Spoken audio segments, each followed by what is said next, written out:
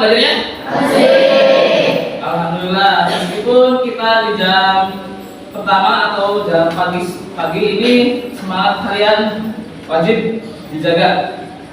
Sebelum kita mulai pembelajaran hari ini, silakan untuk KM-nya pimpin berdoa terlebih dahulu. Mari kita berdoa dimulai.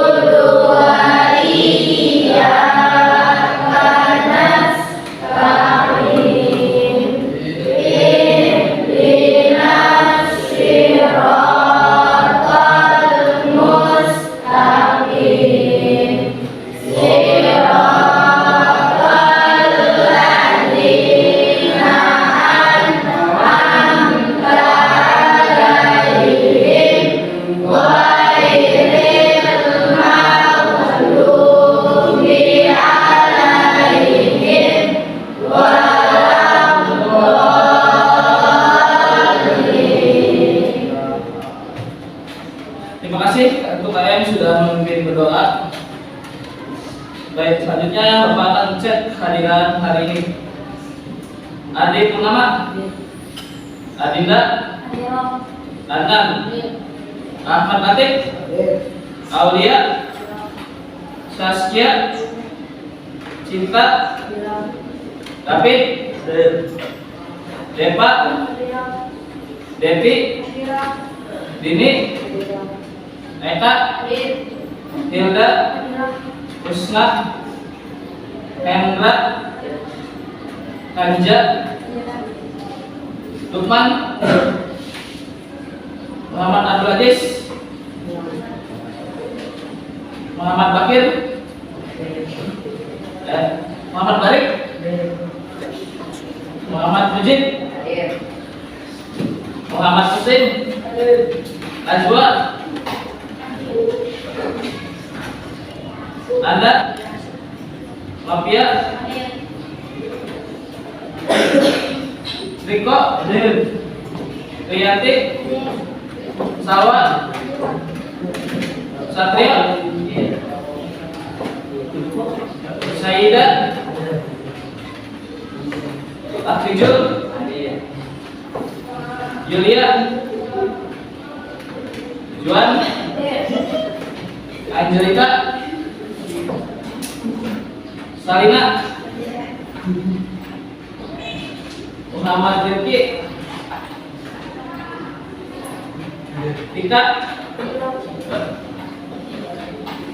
Sudah semuanya? Absen? Bagus. Sebelum kita mulai pembelajaran, supaya kita lebih semangat, kita seperti biasa menyanyikan lagu nasional. Semuanya berdiri, silakan. Kita berdiri.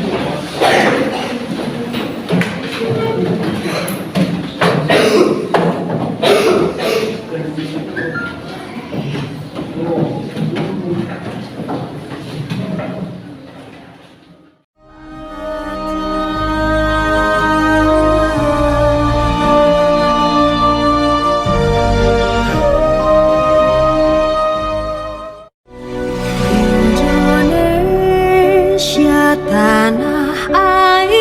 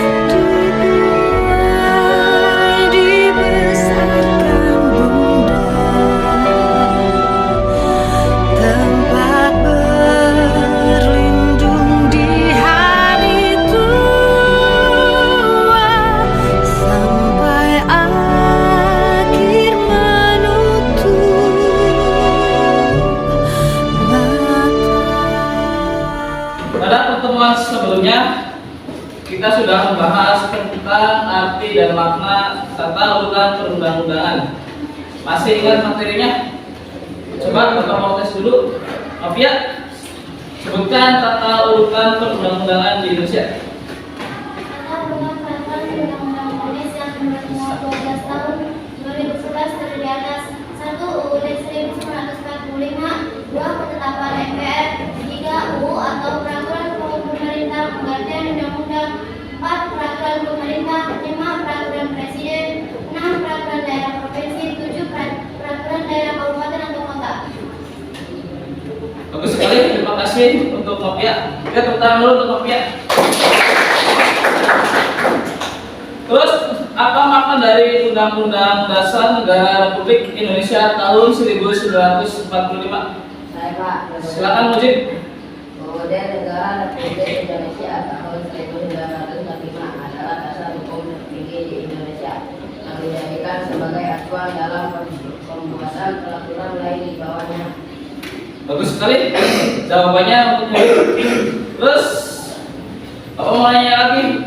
Apa makna dari undang-undang? Apakah masih ada yang ingat? Silakan, Eka. Undang-undang merupakan jawaban dari UUD di tahun 1945 oleh DPR dengan persetujuan Presiden. Bagus sekali jawabannya. Terima kasih untuk Eka. Tepuk tangan dulu untuk Mujib dan Eka. Terus, Bapak mau nanya kembali, apa makna perda peraturan daerah kabupaten atau kota? Apakah hal yang masih ingat? Coba silakan Hilda. Merupakan peraturan undang-undangan yang dibentuk oleh DPRD Kabupaten atau Kota dengan persetujuan bersama Bupati atau Wali Kota. Benar sekali.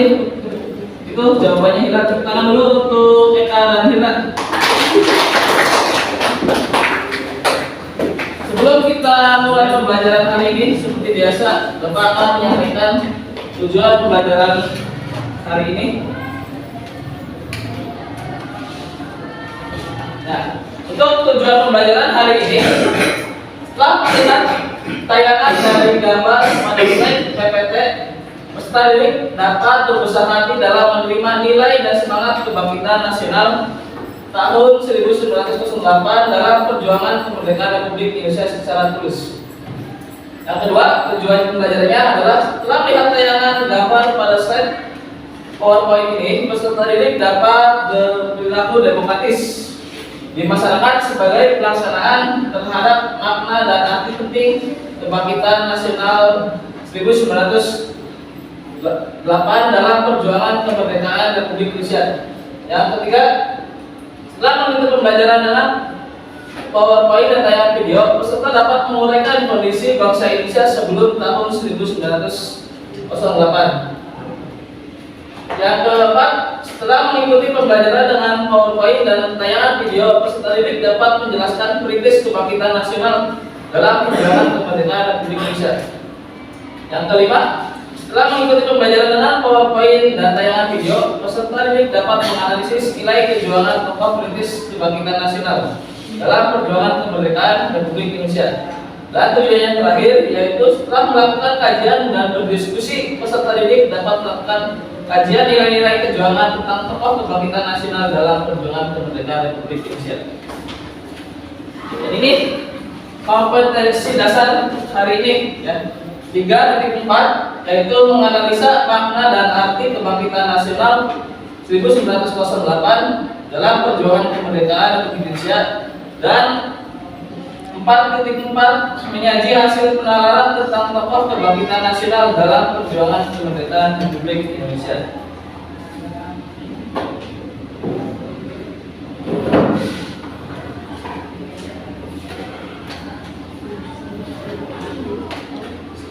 Sebelum itu Bapak akan mencoba membagikan quick test terlebih dahulu ya.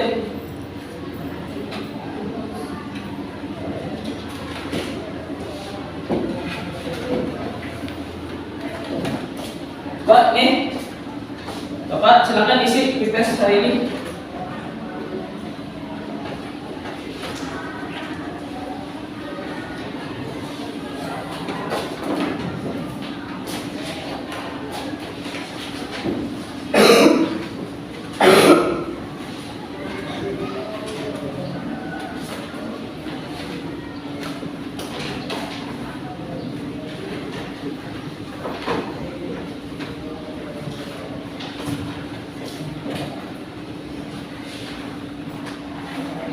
Sudah.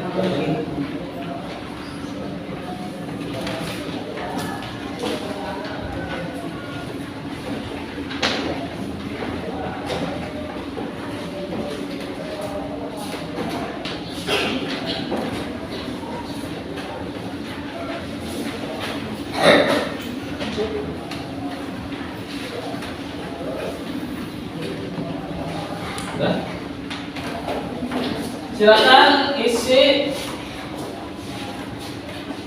kasih nama kalian dan kelas kalian. Silakan ya, kerjakan 5 menit dari sekarang.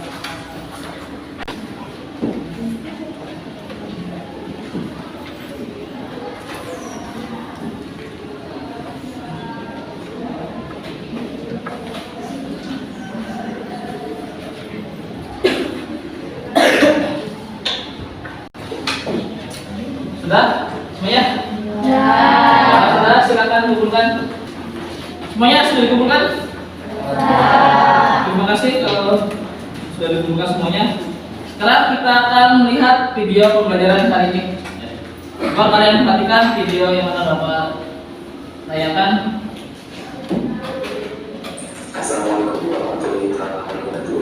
Ketemu lagi di Cerita Itu. Untuk hari ini kita akan belajar lagi tentang bagaimana belajar mengenai kelas 4 di dalam pertemuan 3 kelas 8, yaitu masih di keempat Laksamana Kebangkitan Nasional 1908. Sebuah pembahasannya adalah BPNC mewujudkan persatuan dan kebanggaan sebagai bangsa, wujud nilai kebangkitan nasional. Nah, sebelum mulai pada pembahasan, jangan lupa tekan tombol subscribe terlebih dahulu, like, komen, juga share kepada teman-temannya supaya kita bisa mendapatkan informasi lebih dari kita. Nah, ada peta konsep seperti biasa, di mana peta konsep tentang semangat kebangkitan nasional ini ada 3, ya. Nah, yang pertama yaitu perjuangan bangsa Indonesia sebelum tahun 1908 ini sudah kami bahas. Link videonya nanti kalau disimpan di deskripsi video ini.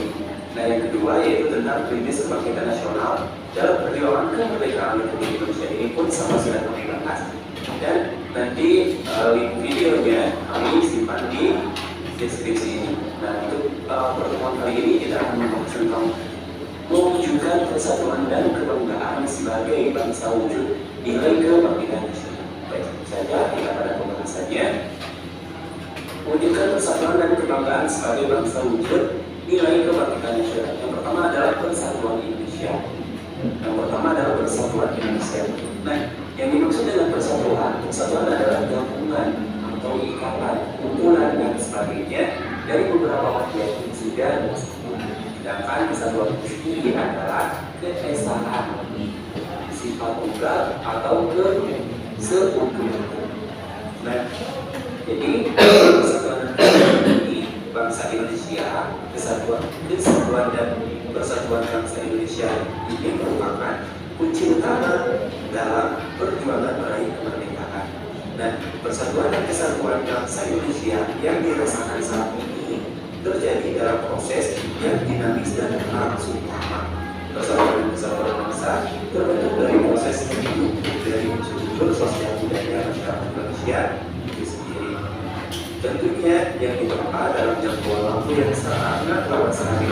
Nah, ada beberapa tahap pembinaan persatuan bangsa Indonesia yang paling menonjol. Yang pertama adalah perasaan senasib, yang kedua adalah kebangkitan nasional, yang ketiga adalah Sumpah Pemuda, dan yang keempat adalah proklamasi kemerdekaan. Baik, kita bahas dulu satu-satu bahwasanya tahap-tahap pembinaan persatuan bangsa Indonesia yang paling menonjol ialah yang pertama adalah perasaan senasib. Nah, apa sih yang dimaksud dengan perasaan senasib? Nah, perasaan senasib ini maksudnya adalah selama ratusan tahun Indonesia dibelenggu dalam hukuman penjajahan. Seluruh rakyat Indonesia tentunya sangat merasakan hal tersebut. Oleh karena itu, adanya perasaan senasib dapat menumbuhkan semangat persatuan dan kesatuan di antara segenap warga negara Indonesia. Nah, itulah yang dimaksud dengan perasaan senasib, bahwasanya semua warga negara merasakan nasibnya selama waktu dalam masa penjajahan, ya. Nah, makanya ada perasaan senasib. Yang kedua adalah kebangkitan nasional. Maksud dari kebangkitan nasional ini apa ya? Maksud dari kebangkitan nasional bahwasanya keterpurukan negara Indonesia di saat masa-masa suratnya menjadi hilang ketika terjadi kebangkitan nasional saat ini. Hari kebangkitan nasional diperingati setiap tanggal berapa? Ya pada tanggal berapa? Pada tanggal 20 ini, ya tanggal 20.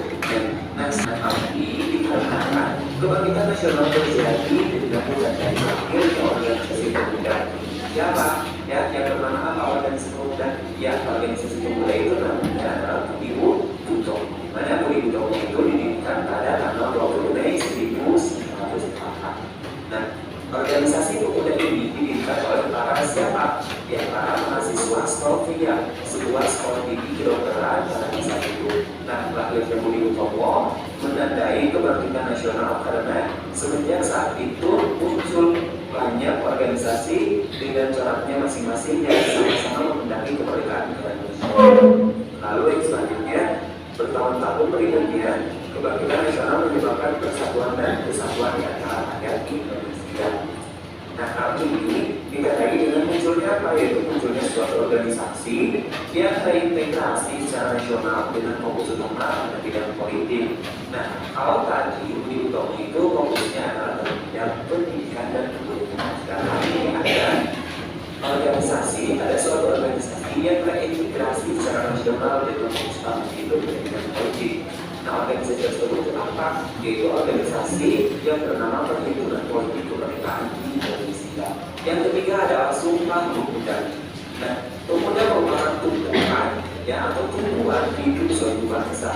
Pemuda adalah generasi penerus setelah terbentuknya organisasi itu pada Budi Utomo, organisasi lainnya terus tumbuh hingga organisasi Persatuan Pemuda Seluruh Indonesia. Nah, organisasi pemuda seluruh Indonesia memutuskan mengadakan kongres yang sidang kedua pada tahun 1928. Kongres ini menjadi wadah bagi para pemuda untuk membicarakan nasib bangsa Indonesia di masa yang akan datang atau di masa depan. Nah, dalam kongres ini tepatnya pada tanggal 28 Oktober 1928, para pemuda merumuskan Sumpah Pemuda atau surat sumpah yang menjadi pernyataan legitimasi atas persatuan dan kesatuan bangsa Indonesia. Yang keempat yaitu proklamasi kemerdekaan. Apa sih maksud dari proklamasi kemerdekaan? Nah, proklamasi itu merupakan titik puncak dari perjuangan rakyat di tanah air tercinta ini. Nah, dengan adanya proklamasi, maka bangsa Indonesia menyatakan dirinya sebagai bangsa yang merdeka dan bebas dari rombongan bangsa lain kepada seluruh bangsa dunia. Nah, dengan adanya proklamasi ini juga menjadikan persatuan di antara rakyat Indonesia semakin nyata. Hal ini terbukti dengan apa? Dengan ditandatanganinya naskah proklamasi oleh Insinyur Soekarno dan Muhammad Hatta atas nama seluruh rakyat Indonesia. Itu adalah beberapa tahap pembinaan persatuan bangsa Indonesia yang paling menonjol. Ya, yang pertama tadi adalah perasaan senasib, yang kedua adalah kebangkitan nasional, yang ketiga adalah Sumpah Pemuda, dan yang keempat adalah proklamasi kemerdekaan. Kita pembahasan selanjutnya. Nah, untuk mewujudkan persatuan dan kesatuan ini, paling kurang terdapat beberapa hal yang perlu dilakukan. Hal tersebut itu apa saja? Yang pertama yaitu berorientasi kepada masa depan dan memiliki perspektif kemajuan. Perspektif itu anggapan bahwasanya kita akan maju ke depannya seperti itu. Dan yang kedua adalah bersikap realistis apa adanya, nyata realistis ya. Menghargai waktu, sesuai konsisten dan sistematik dalam bekerja. Yang ketiga yaitu bersedia terus belajar untuk menghadapi lingkungan yang selalu berubah. Yang keempat selalu membuat perencanaan. Dan perencanaan ini sebelum kita melakukan sesuatu pastinya kita harus melakukan rencana terlebih dahulu supaya nanti lebih matang lagi dalam melaksanakannya. Dan selanjutnya itu memiliki keyakinan segala tindakan memiliki konsekuensi harus siap menerima apa akibatnya ya dari tindakan kita yang kita lakukan. Yang selanjutnya yaitu menyadari dan menghargai harkat dan pendapat orang lain, lalu rasional dan percaya kepada kemampuan diri. Yang selanjutnya yaitu menjunjung tinggi keadilan, dan yang terakhir adalah berorientasi kepada produktivitas, efektivitas dan efisiensi. Nah, itu adalah beberapa hal untuk mewujudkan persatuan dan kesatuan yang kurang lebih itu seperti itu. Ada 9. Di antaranya yang pertama tadi harus berorientasi ke depan dan memiliki perspektif ke dan yang selanjutnya yaitu selain dari beberapa hal di atas, kita perlu mengangkat kembali nilai-nilai juang, khususnya nilai-nilai yang terkandung dalam Undang-Undang Dasar Negara Republik Indonesia tahun 1945. Dan yang pertama adalah nilai religius. Nah, contoh aplikasi atau penerapan dari nilai religius ini apa? Yaitu kita harus percaya kepada Tuhan yang Maha Esa sesuai dengan kepercayaan agama kita masing-masing. Itu salah satu contohnya. Dan yang paling utama dalam nilai religius ini, kita harus bisa menerapkan nilai toleransi atau saling menghargai meskipun berbeda kepercayaan atau berbeda agama. Nah, yang kedua yaitu nilai kemanusiaan. Contoh antara sesama manusia, terus saling mencintai sesama manusia, terus juga mengembangkan sikap dan rasa, tidak semena-mena terhadap orang lain. Itu adalah beberapa contoh dari nilai kemanusiaan. Nah, yang ketiga yaitu nilai produktivitas. Nah, contoh dari nilai produktivitas itu apa contohnya?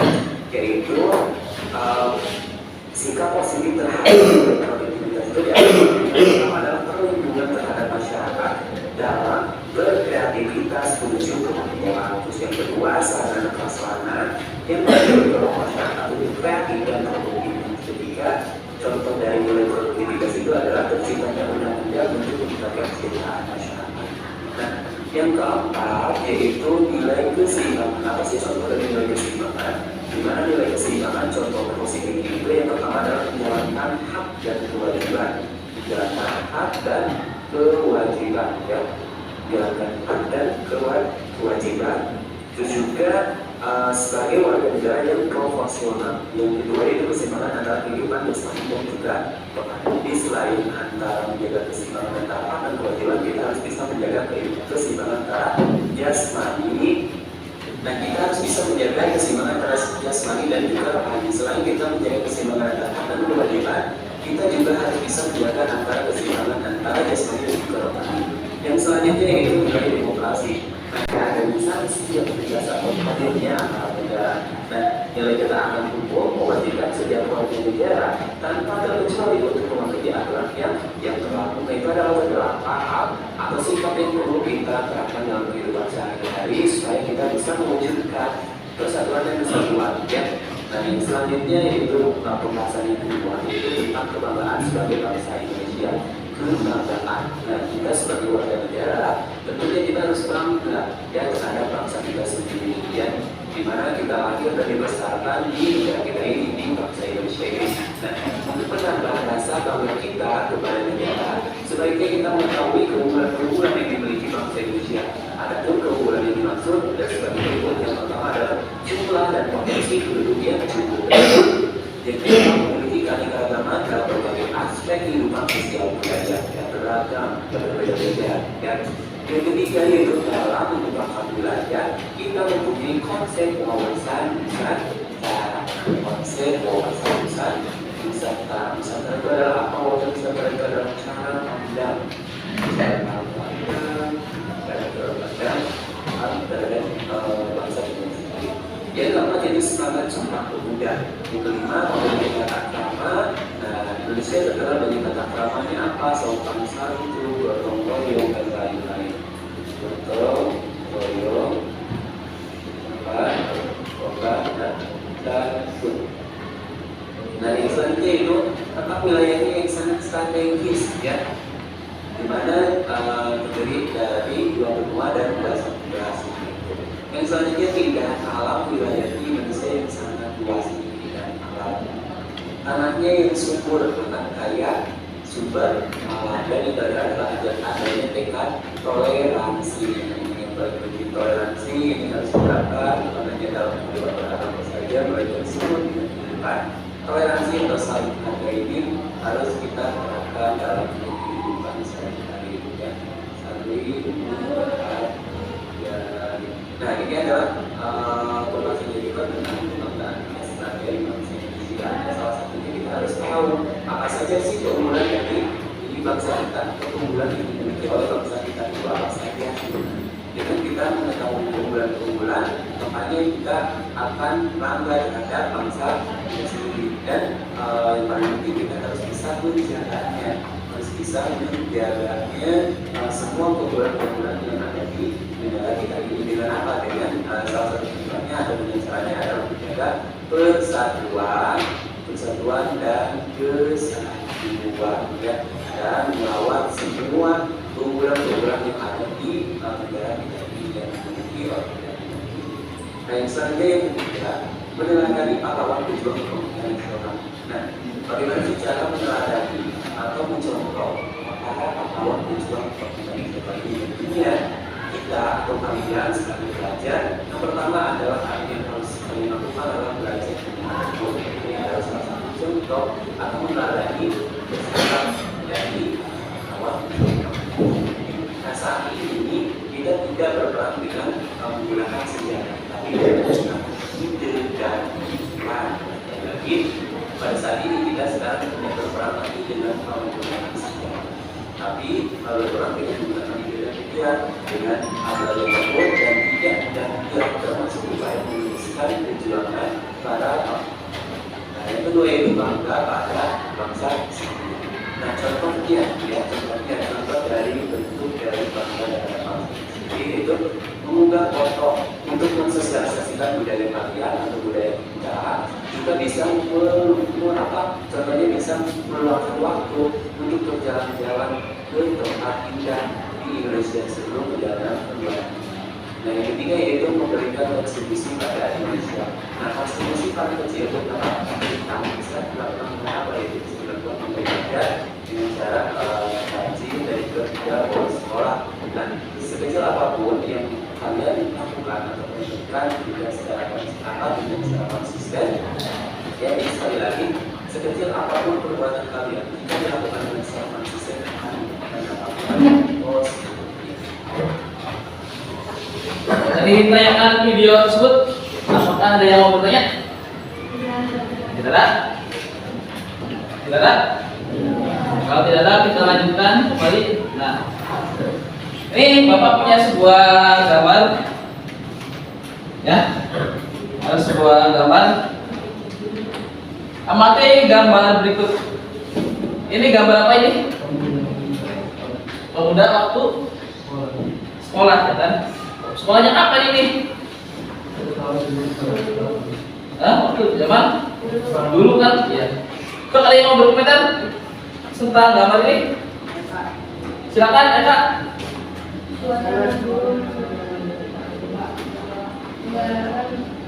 Materi pembelajaran Pak. Silakan, udah. Mujid, apa sih Pak? Mujid? Suasana sekolah waktu zaman dahulu, Pak. Suasana sekolah waktu zaman dahulu. Terus ada lagi yang mau berkomentar? Silakan, Eka. Menerapkan materi pembelajaran Pak. Ini ada guru yang lagi komentar? Silakan. Coba kalian bayangkan waktu ini waktu zaman dulu sebelum Indonesia merdeka ini. Suasana sekolah itu kayak gini. Ya. Pakaian apa ini? Ya? Kebaya, ya kan? Kalau sekarang kan pakai sekarang kan pakai sekolah. Ini waktu dulu tuh kayak gitu sekolah zaman dulu itu. Terus nih ada gambar yang kedua. Oh, ada yang berkomentar? Yuk, gambar kedua. Siapa ya Kak? Silakan ya Kak. Selesai kita Indonesia. Ada lagi yang mau berkomentar? Silakan Mujib. Kita harus memiliki rasa cinta kepada bangsa Indonesia, yaitu dengan perasaan 100%, Pak. Terima kasih, kita beri tepuk tangan dulu untuk Mujib dan Eka. Ya. Bapak terangkan dulu sebentar sedikit tentang pembelajaran hari ini. Latar belakang kebangkitan nasional. Latar belakang kebangkitan nasional itu seperti yang sudah kita lihat dari video itu, yaitu adanya kebijakan politik etis yang dilakukan oleh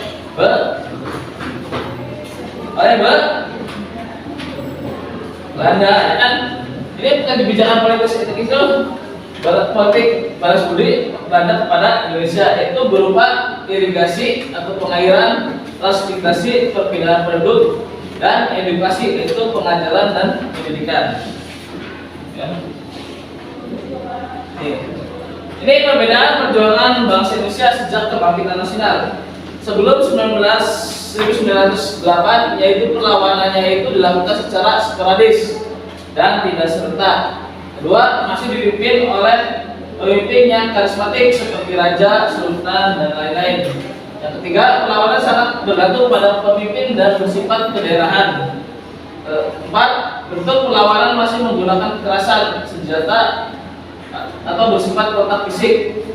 Ini perbedaannya setelah tahun 1908. Perjuangannya itu dilakukan dalam organisasi, bukan dengan kekerasan. Kedua, para pemimpin berasal dari kaum intelektual, bukan raja atau sultan.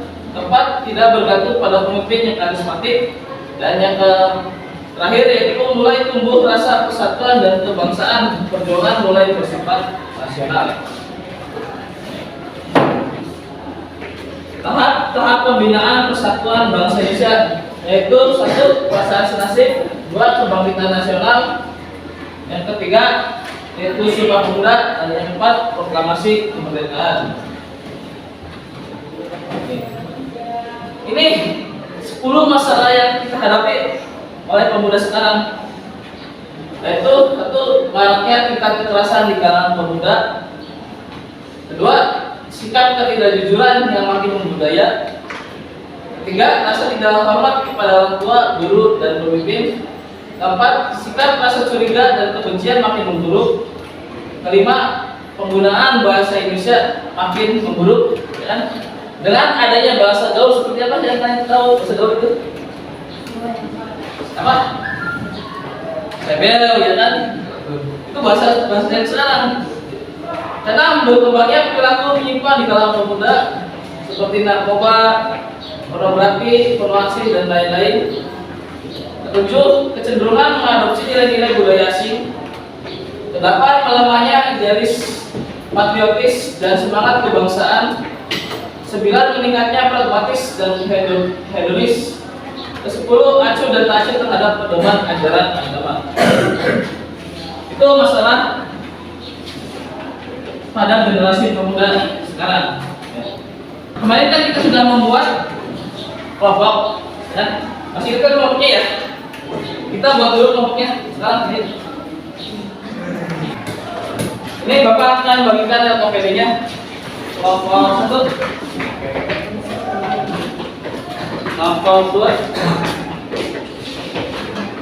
kelompok 3 ini.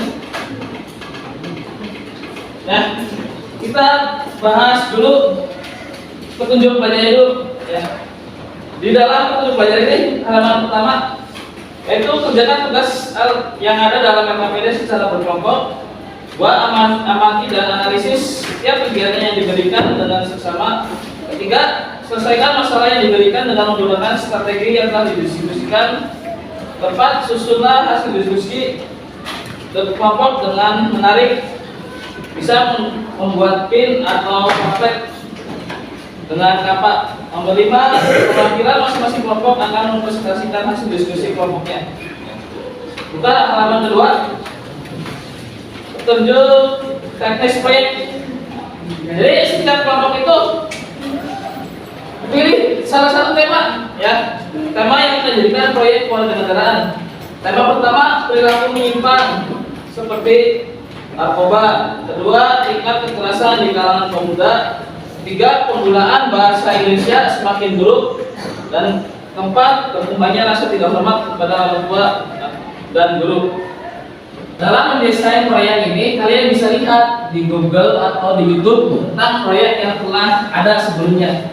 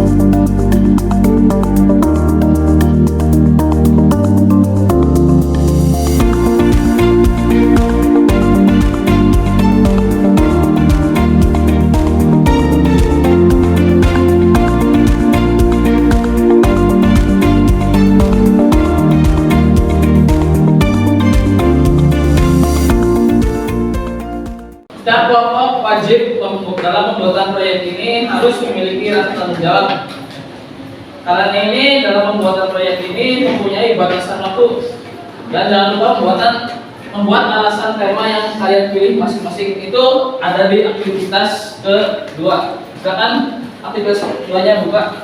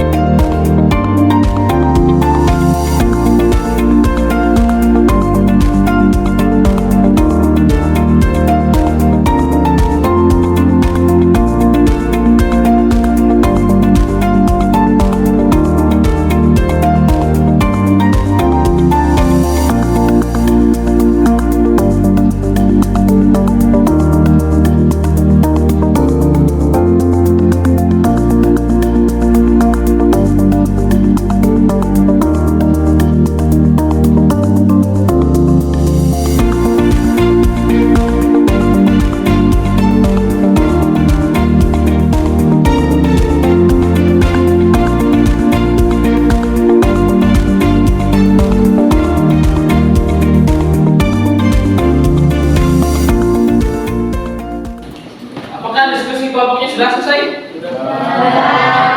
Kalau sudah, alhamdulillah. Sekarang saatnya kita melihat presentasi setiap kelompok. Silakan dari kelompok pertama, silakan maju ke depan. Assalamualaikum warahmatullahi wabarakatuh. Kami memilih tema perilaku menyimpang seperti narkoba karena berkaitan dengan sumber pemuda ini kami tidak dapat mengaku bangsa yang satu bangsa Indonesia.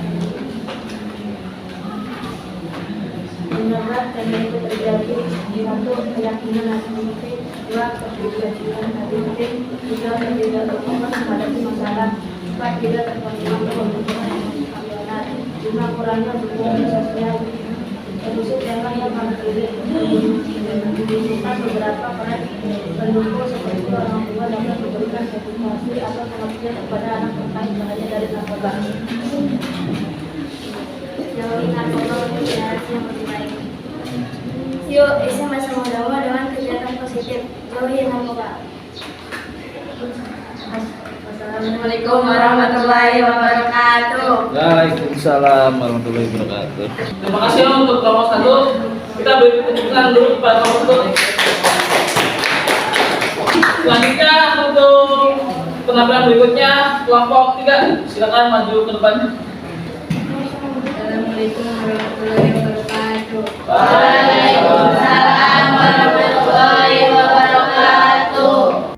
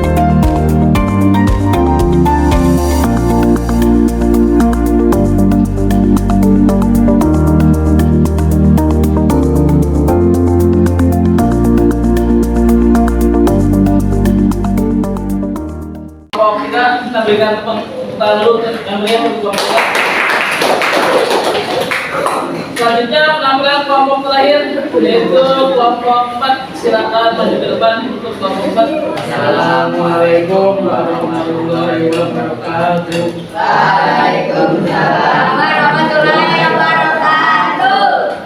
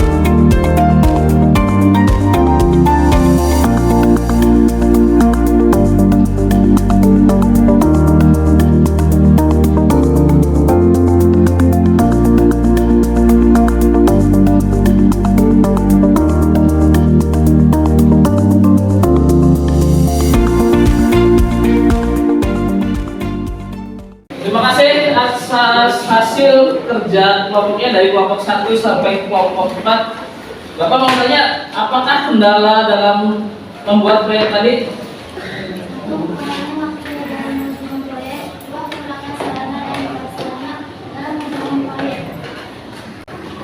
Terima kasih kepada kelompok 1 atas kendala apa yang tadi kalian sudah temukan dalam membuat proyek tadi.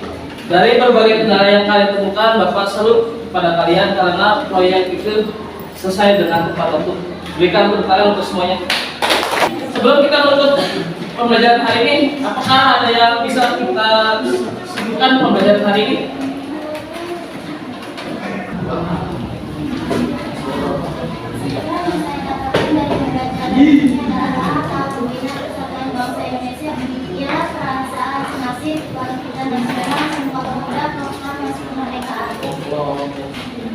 Terima kasih jawabannya kepada Nokia.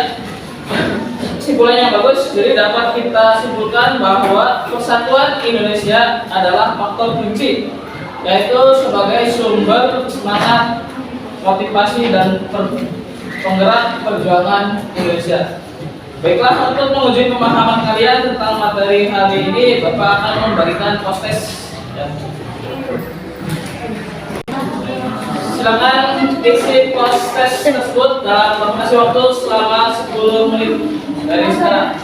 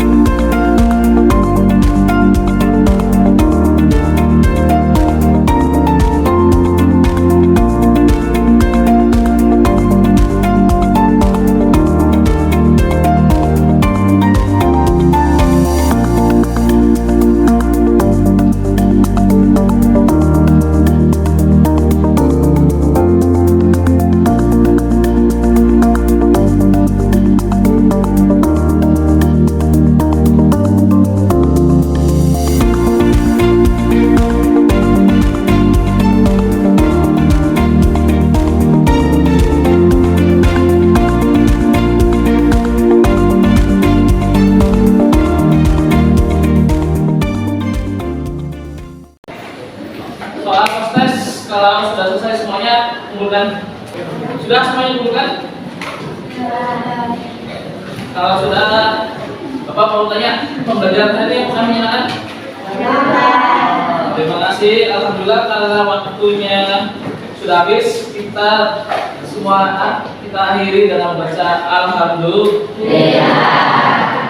Silakan untuk KM pimpin berdoa.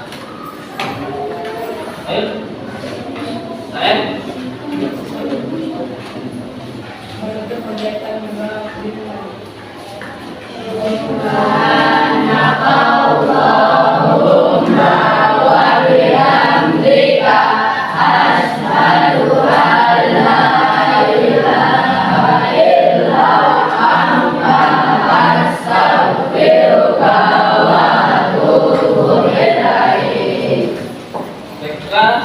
Anak-anak, kita akhiri pertemuan kali ini. Apa yang Bapak telah sampaikan semoga dapat kalian terapkan dalam kehidupan sehari-hari. Sampai jumpa minggu depan. Terima kasih. Wassalamualaikum warahmatullahi wabarakatuh. Waalaikumsalam warahmatullahi wabarakatuh.